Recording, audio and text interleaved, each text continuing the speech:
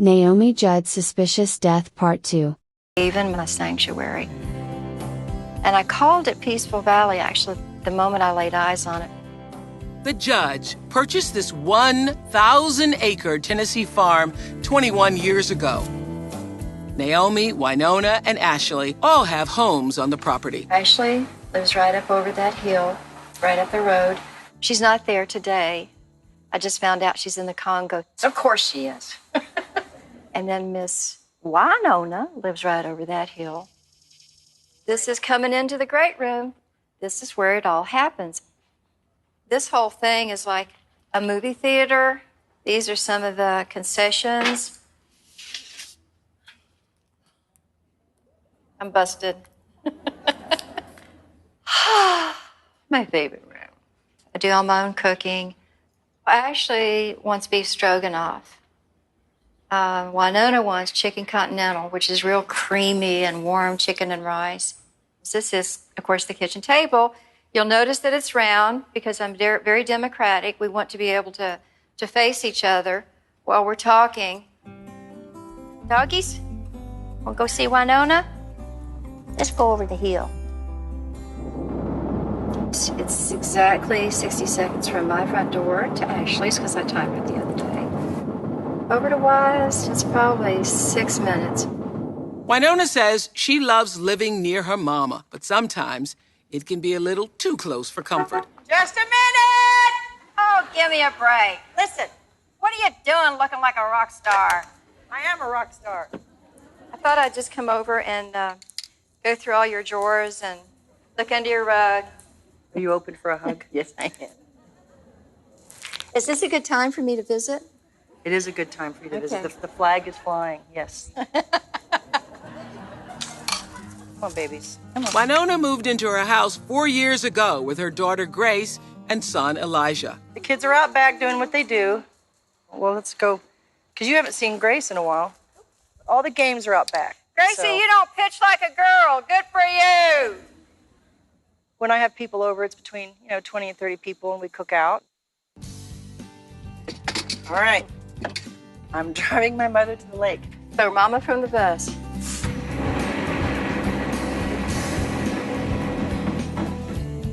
When I'm here, I will literally come and I will sit here by myself. I don't have to sing. So it's just a place to completely know who you are, not what you do. Okay, Ban. A couple weeks ago, were you guys watching the CMTs? Did you see where Winona Judd and her mother were doing photos? And Mama Judd leaned in or was touching on her, and she's all, "Don't touch me," acting really strange where her mother was concerned. Right here. Don't touch me. I'm just saying things don't add up, y'all. And if you ask me, she didn't look like herself at the CMTs. But I guess just another conspiracy.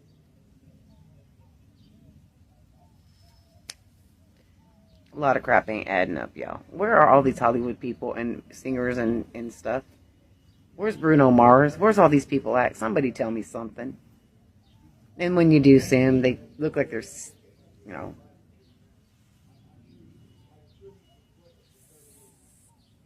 they don't look like them. Doesn't look like the people. Looks like, what's that called? Cinema. Digital, where they look fake or don't look themselves. I don't know. It's a conspiracy theory. I'm just saying a lot of them are passing away. And look up about how Winona treated her mother at the CMT Awards. Get off me, don't touch me. Go look it up. If I'm lying, go look it up. And sound off in the comments and let me know what y'all think.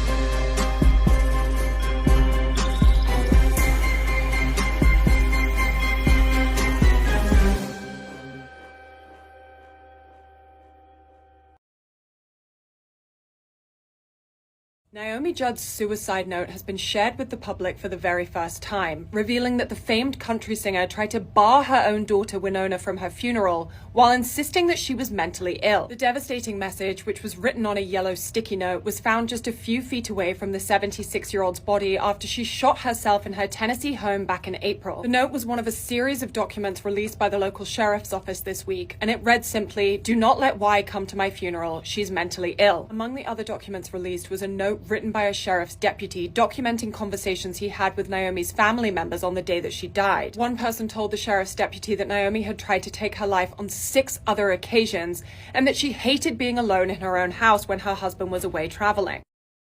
This is a picture of the suicide note that they say Naomi Judd wrote. Underneath are examples of Naomi's handwriting, Ashley's handwriting, and Winona's handwriting. Which of the 3 matches the post-it note the most? Pause and look these over. From Radar Online. December 9, 2022. Local reports said the file that was released did not dispute any prior statements made by the family and law enforcement. It did reveal the search warrant included in the file had to deal with wanting to locate a post-it note that Naomi wrote, one they believed was a suicide note. Further, the Tennessean said the investigation revealed multiple guns were left unsecured in Naomi's home. Also from Radar Online. January 20, 2023. Tight-lipped Tennessee investigators are refusing to explain how country music legend Naomi Judd obtained the handgun she used to commit suicide, or even acknowledge if anyone was held accountable, Radar Online. Com can exclusively reveal. Police documents show Naomi, 76, was suffering from severe manic episodes and had threatened to kill herself with a gun about a half-dozen times. Yet no one has explained how she managed to get a Glock handgun and commit suicide inside the bedroom of her sprawling home in Leapers Fork on April 30, 2022. The Williamson County Sheriff's Office suspiciously didn't even want to reveal the identity of the handgun's owner. An excerpt from the Globe. January 23, 2023. The police report also reveals Naomi's younger daughter, Ashley Judd, 54, went to visit her mother on the tragic morning she took her life, only to find her in a manic mental state. Ashley told police her mother screamed, kill me now. I don't want to live." Ashley calmly told her distraught mother, "Now Mom. You know I'm not going to do that." Ashley then whipped off frantic texts to the family's longtime therapist, Dr. Ted Klontz, writing, "She's having an episode. Yelling and crying and pacing. Emergency. Please come to Mom's. Now." Ashley told police Naomi calmed down after Dr. Klontz's arrival and later went upstairs while the actress and physician discussed her condition downstairs. But when Ashley went up to check on her, she found Naomi with a massive bullet wound to the head, and began applying pressure to stave the bleeding, telling Dr. Klontz she did it. She finally did it. Police found a Glock handgun by her bed and 17 assorted pills on the counter of her master bedroom. Winona arrived and railed about the quantity of pills her mother had been popping. My note: why did it take over 30 minutes for Winona to get there when she lives 6 minutes from her mother's house? In another article it was stated that it took emergency workers 30 minutes to arrive to Naomi's home. Winona said she believed doctors gave her mother too many meds and that she was taking too many. Police also reportedly tested Ashley and Dr. Klontz for gunpowder residue and finding none, ruled them out as suspects. From Google. Gunshot residue can be removed by actions such as washing hands, wiping clothing, or brushing it off, so the absence of residue does not prove that the person did not recently fire a gun. My note: why didn't they check Winona for possible gun residue on her hands? With a suicide note left stating, "Do not let Y come to my funeral. She's mentally ill." No one would expect Y of leaving the note. But look again at the handwriting. And guess who is the only one planning to contest her mother's will? From the WOW Report. August 7, 2022. Winona Judd plans to contest her mother Naomi's $25 million will. She was cut out entirely. Wynonna Judd is planning to formally contest her late mother's will, which left her entire $25 million fortune to her husband. Naomi Judd, the singing partner of her daughter Wynonna as the Judds. She left her 2 daughters out of her will entirely, leaving everything to her widower, Larry Strickland. The couple had been married for 33 years. Naomi made Strickland the executor of her estate. But actress Ashley Judd is siding with her late mother's wishes and Strickland. According to Radar, Wynonna believes that they had conspired against her. A Daily Mail source said that Wynonna was banking on getting a piece of the pie after her mother's death. Wynonna has had money problems throughout her adult life. She's blown through every dollar she made with the Judds. She even checked into a treatment facility in 2004 for a money disorder. Wynonna is said to be upset by the decision because of her singing partnership with Naomi as the Judds. She believes she was a major force behind her mother's success. The sisters have had a very public falling out since 2012, when Wynonna did not invite Ashley, or Naomi, to her wedding to country music star, Cactus Moser. Ashley claimed in an explosive court filing in 2013 that her sister had a tracking device planted on her car. Naomi Judd committed suicide by gunshot in an upstairs room of her Tennessee farmhouse on April 30th of this year after a long-time battle with mental health. Wills and hard feelings aside, neither of the Judd sisters appear to be hurting for cash. Celebrity Net Worth says Wynonna is worth $12 million and sister Ashley slightly more, with $14 million. Oddly, combined they equal around the same as their late mother's estate at the time of her death. Kinda seems like everybody has enough money. But it's not my mother that I performed with for decades, or my parent, when I chose another path and made my own fortune. Give them to us so we can get them out of our country. We are focused specifically on child pedophiles and sexual assault and trafficking rings in Minneapolis, have brought dozens and dozens of them to justice. Why is he protecting them and refusing to work with us? All he has to do is, before you let somebody out of your jail onto the streets, is give them to us so we can get them out of our country. We got some of these memos. One of these memos involves the discovery of Anthony Weiner's laptop. We have some more huge news to get in front of you from inside the FBI. Just the News has learned that the Bureau has opened an investigation under Director Kash Patel into whether its own agents obstructed or interfered with politically sensitive cases such as those involving Hillary Clinton, Hunter Biden, and President Trump. Weiner's laptop had kill switches in it. Anthony Weiner's laptop were ever released, the government would fall. Weiner's laptop had kill switches in it.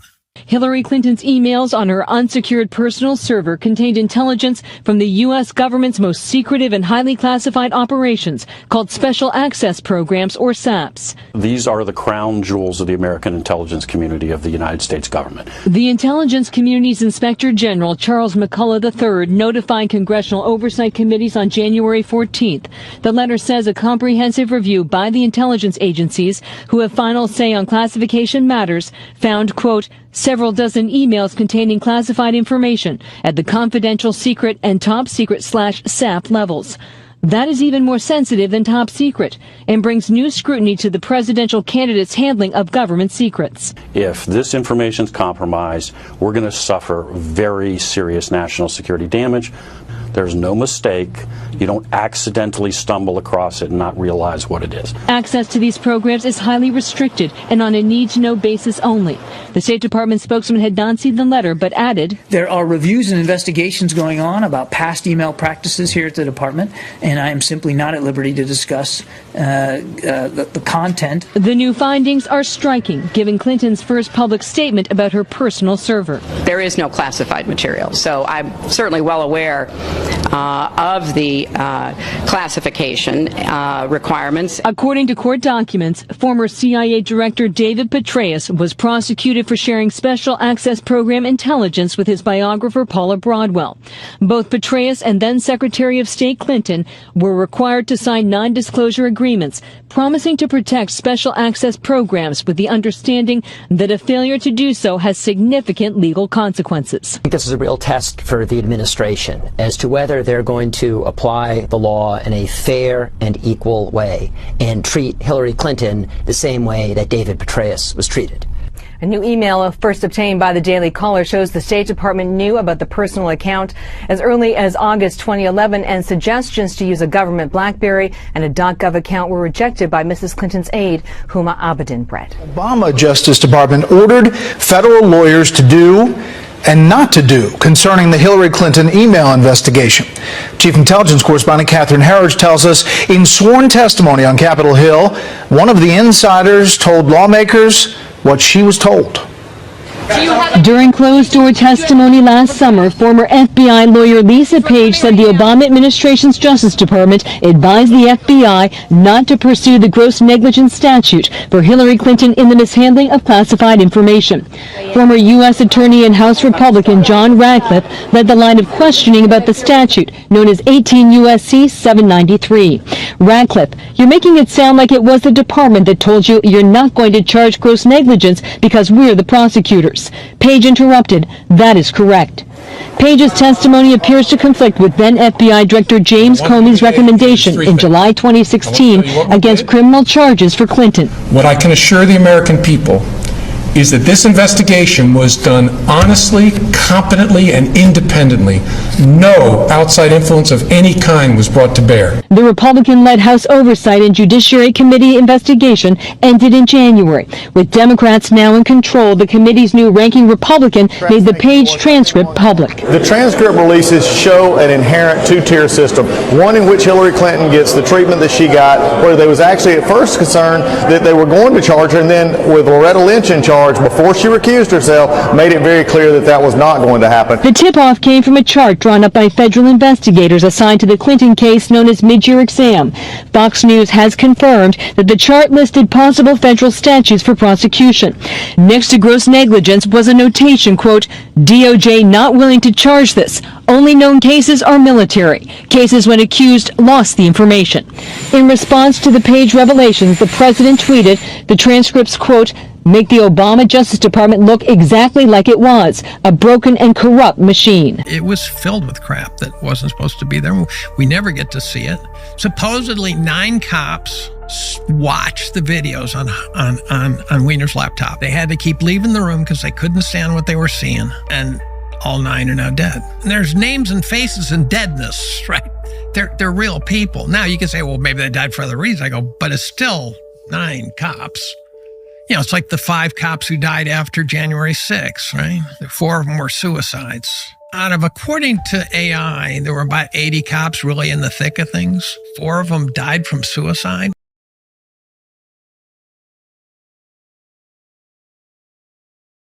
The U.S. Justice Department has released over 3 million pages of documents, 2,000 videos, and 180,000 images related to Jeffrey Epstein's sex trafficking case.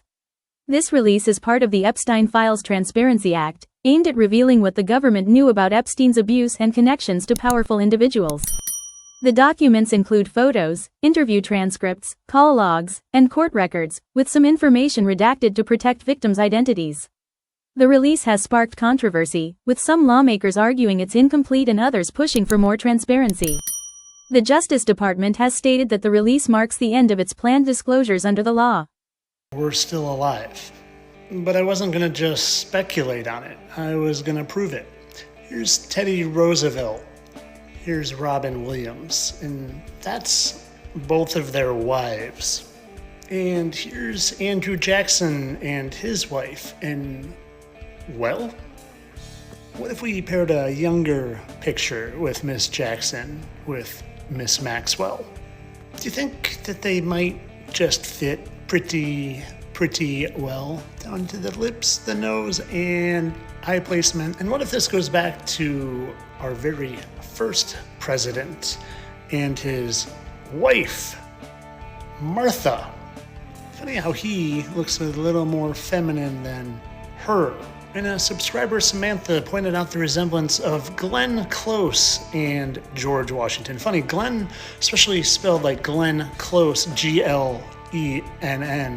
It's a funny name for a girl.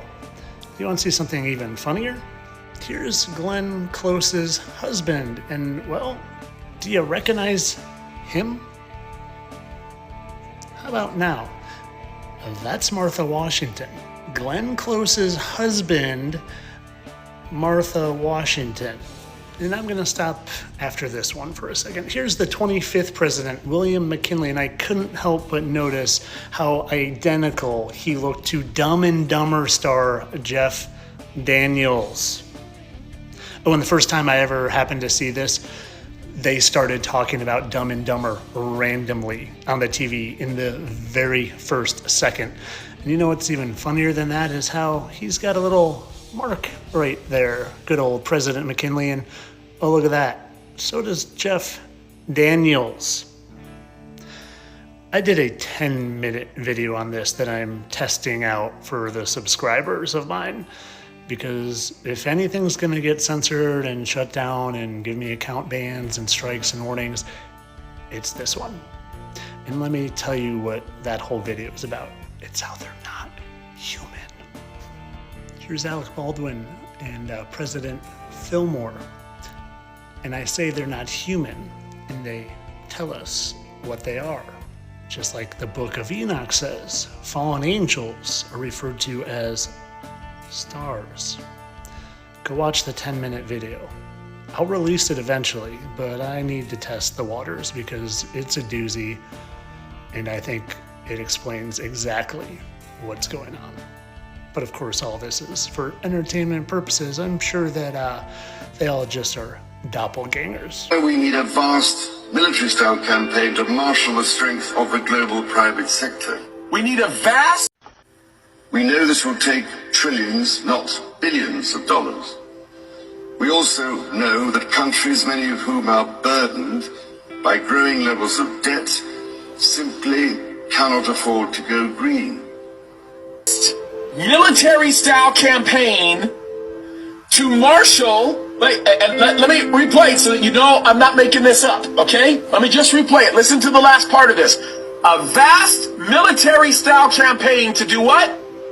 Here we need a vast military-style campaign to marshal the strength of the global private sector, with trillions at its disposal. Who's his? Look what he goes on to say. Far beyond global GDP, and with the greatest respect, beyond even the governments of the world's leaders, it offers the only real prospect of achieving fundamental economic transition. Beyond what? Can I just say the last part of this? Beyond what? Look what he says. It offers the only real prospect, beyond even the governments of the world's leaders. It offers the only real... Beyond the governments of the world's leaders. Yeah, so his disposal. So, folks, this is absolutely remarkable. And I'll guarantee you, he said this on purpose. He's reading his notes. Who do you think told him to say this? This was not a fluke. And by the way, there's only a few guys that have been yelling about this. Me, Tom, Andy Woods, a few others. And you know what they've been doing? They've been erasing this off the internet. We talk about from Daniel, from Book of Revelation, from various passages, there's going to be a global system.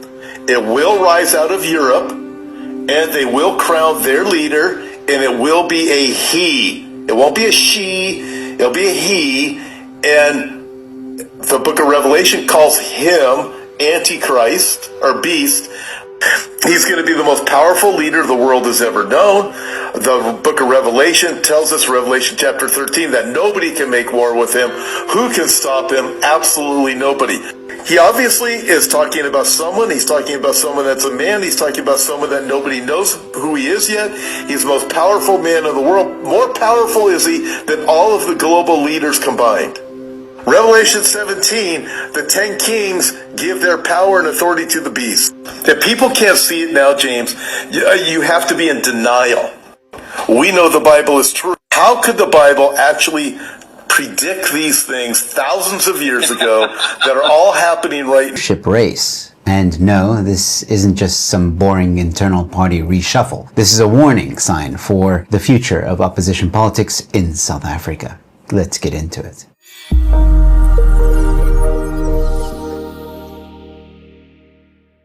Hello, ladies and gentlemen. Welcome to Newsflash. I'm your host, Joe Emilio. Thanks for tuning in. Now, let's be clear from the start. This is not really about John Steenhuisen. It's about what the DA has become, and more importantly, what it no longer is. John stepping aside doesn't change the direction of the DA, because the direction was already fuzzy. The DA has become reactive, cautious, and terrified of upsetting anyone. It's constantly calibrating its language, checking who might be offended, and trying to keep everyone inside the tent happy. And that is not leadership. That's brand management. When a party loses ideological gravity, leadership changes don't fix the problem. They just reshuffle the deck of chairs. Here's an uncomfortable truth. We are a country that is easily impressed. Say the right thing at the right rally, have the right personality, go viral once or twice, suddenly you're a leader. Policy bores people. Competence bores people. Municipal performances bore people. But boring is exactly what works. Clean streets, functioning infrastructure, buses that run on time, rubbish that gets collected. None of that trends on social media, but all of it actually improves people's lives. Instead, we reward performance over substance and then act shocked when the country keeps falling apart. The moment the DA joined the GNU, it stopped being a real opposition party. You cannot meaningfully oppose the ANC while sitting next to it in cabinet. Before the GNU, the DA campaigned against expropriation without compensation, against the NHI, and against the Bella Act. After the GNU, those exact policies were signed into law. Yes, court cases were launched. Yes, strongly worded statements were released. But politically, the resistance collapsed. Opposition is not something you outsource to lawyers after the fact. It's something you do loudly, consistently, and publicly before laws are passed. And this is how the ANC killed the DA. The ANC doesn't need to ban its opponents. It doesn't need to jail them.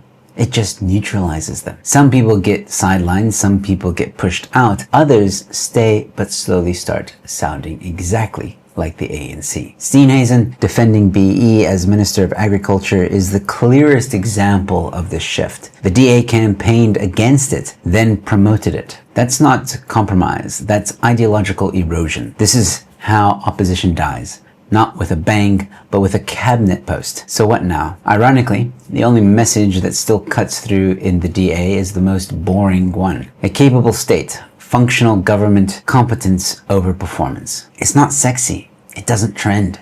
It doesn't get applause at rallies, but it works. And maybe that's the lesson the DA is going to learn the hard way. And here's my honest take. The DA didn't lose to the ANC, it joined it. And once you stop being the opposition, you don't become a stabilizing force, you become background noise. The ANC hasn't been weakened by the GNU, it's been reinforced. And the DA hasn't influenced the ANC, it's been reshaped by it. So yes, all those people who warned that the DA would become ANC light or is ANC light is just being proven right. Not by slogans, but by outcomes. John Steenhuisen will remain in the DA and have all the perks of being a member of the DA. Word on the street is Jordan Hill Lewis will be the next president of the DA. Of course, there's going to be a race, there's going to be votes within the DA, and they'll choose who the ultimate leader is. But is that going to change anything? Or is it going to be even worse? Only time will tell. But let me know your thoughts. Are you happy to see John step down?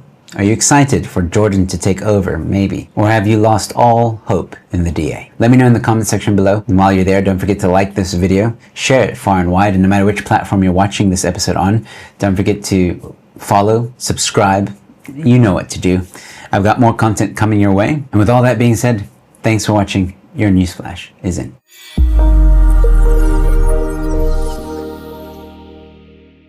Across news channels, no heated debates in the West, no fanfare at all. Yet beneath this quiet, a tectonic change is underway, one with the potential to redefine global power. BRICS has unveiled a payment network that allows 185 nations to trade using China's currency, bypassing the US dollar entirely. While Western powers hoped the move would go unnoticed, countries in Africa, Latin America, and the Middle East immediately saw its significance, and interest is surging.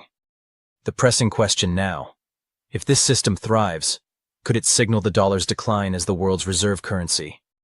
BRICS's rise has been rapid and undeniable. Just 2 years ago, This coalition was dismissed as a loose group with little influence, a joke in the eyes of Western leaders. Today, even Washington recognizes its growing clout, a force capable of shaking the foundations of the old global order. Last year, during his campaign, Donald Trump expressed a rare frustration over nations abandoning the dollar, warning that losing it would be catastrophic, likening it to losing a war. This wasn't just political theater. It was a candid signal that the United States understands the challenge it faces. Trump didn't stop at warnings.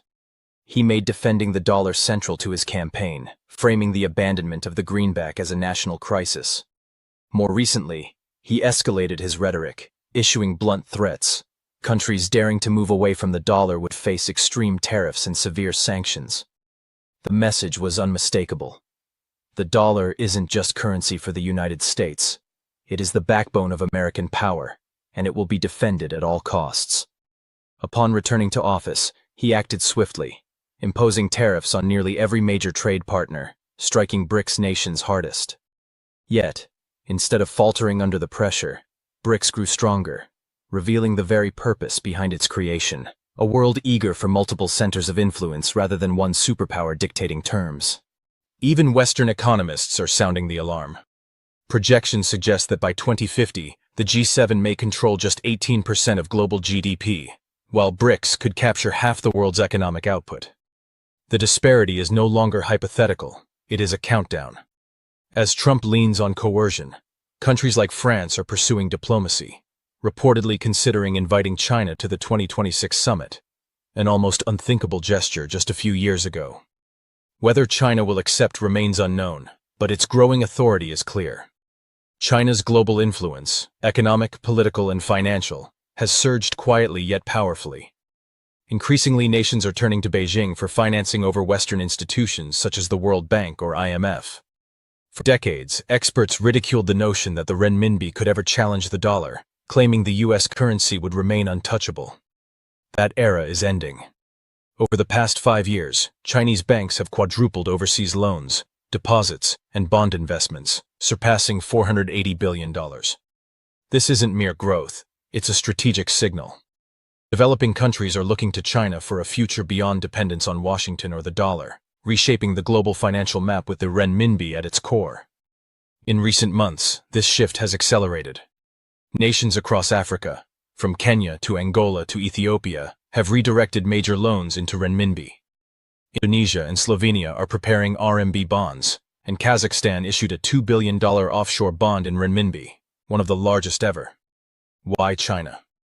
While the U.S. leaned on sanctions and tariffs, China pursued cooperation, signing zero-tariff trade agreements across Africa, a calculated, continent-wide embrace. And it's not just the global south. Asia is moving similarly. During a recent U.S. presidential tour of the region, leaders signed a major trade upgrade with China less than a day after Trump departed. The message was clear. Trust and opportunity are now with Beijing. Asian leaders chose strategically. Singapore's Prime Minister highlighted that the upgraded deal will remove trade barriers, reinforce supply chains, and open global opportunities. Meanwhile, Washington celebrated symbolic gestures, but reality on the ground tells a different story. The U.S. is losing influence. Globally, nations are signaling fatigue with American pressure, preferring a predictable and cooperative partner in China. Quietly, methodically, China is positioning the renminbi to rival the dollar, not through threats or politics, but through real-world deals, financial incentives, and growing demand.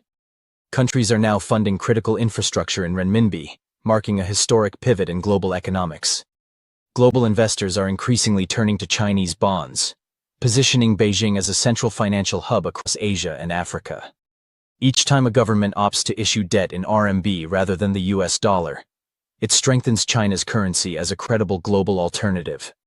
Many overlook that the RMB has become the world's second most used currency, trailing only the dollar, whereas in 2016 it was almost invisible. This transformation is no coincidence. It reflects rapid changes in the global economic landscape. The rise of the RMB naturally aligns with BRICS' decision to introduce a new payment platform denominated in China's currency. This move is more than a gesture. It's a calculated step. Over the past 5 years, China's interbank payment system, CIPS, has seen explosive growth, handling nearly 13 trillion RMB every quarter. On an annual scale, this totals over 52 trillion RMB, a volume unimaginable just a decade ago. The network now spans 4,800 banks across 185 countries, integrating a significant portion of the global financial system into China's infrastructure. BRICS has wasted no time in leveraging this momentum. Recently, China and South Africa, both core BRICS members, launched the first BRICS loan entirely in RMB, marking a groundbreaking project funded completely without the US dollar. Anything, you can look at all the BE companies that were majority black run, right? Look at Itala Bank, look at VBS, look at the entire government, look at all municipalities, look at all provincial governments. You destroy, you plunder, you steal, and you even romanticize the stealing. I'll never ever. Akekho umuntu ozongi-intimidate mina la emhlabeni ngeqiniso. Go to America and look at every municipality that is run by a black person. It's trash. It has been trash. Look at when the black people first took it over. What did it look like? Forget the race relations. Forget whether there was a right-winger, a Hitler. Forget. Look at the condition of that infrastructure. Look at the joblessness or the employment status. In relation to the population numbers at the time, because you must look at ratios. Interpol is believed to have been found working at the Virgin Active gym in Constantia, which is one of the most prestigious areas in the whole of South Africa. Daily Maverick published an investigation yesterday alleging that this man named Stan Stamanov is actually a Bulgarian criminal wanted for drug trafficking charges in Romania. He's on Interpol's red notice list and was once also apparently a bodyguard for a mafia boss. And apparently he's been working as a personal trainer at this gym for years, but since the report came out, he has been suspended by the gym as authorities are investigating. But guys, this is crazy. Why are so many international criminals hiding in South Africa, especially in Cape Town?